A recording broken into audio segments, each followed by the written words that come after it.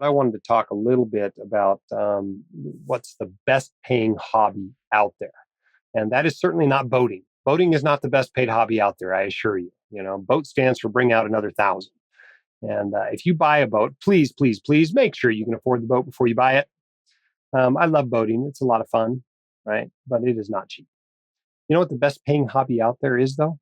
It's acting as your own financial advisor, being your own financial planner and your own investment manager. Okay. Let's just consider the cost of investment management. It's not unusual for somebody to pay 1% of their assets under management as a fee. I hope most people will negotiate something smaller than that by the time they're millionaires.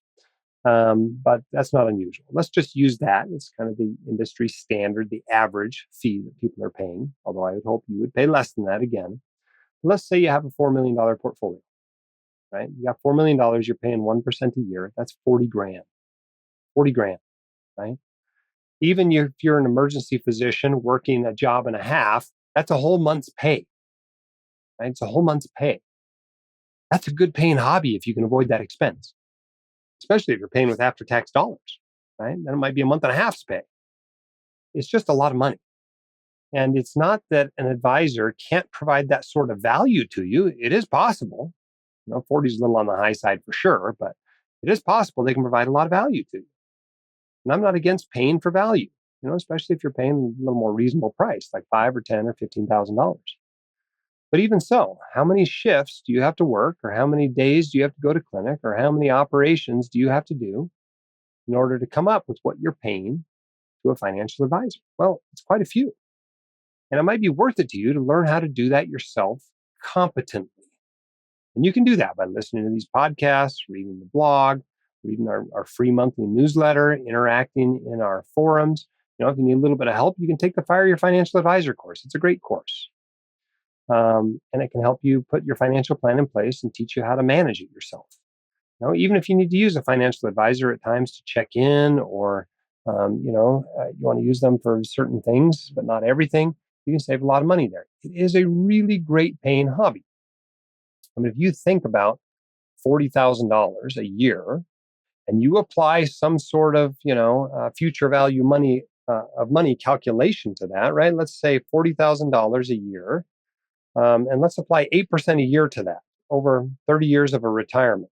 How much money does that add up to? Well, it adds up to about $4.5 million over the course of a retirement. If you divided that by 30, that you could spend each of those years of retirement, that works out to be about $150,000, right? You can have a lot of fun with $150,000.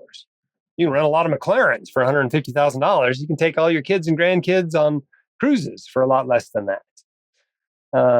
And so just keep that in mind. I don't want to say everybody has to be a do-it-yourself investor. My best estimate is probably only 20% of docs want and are able to do this themselves.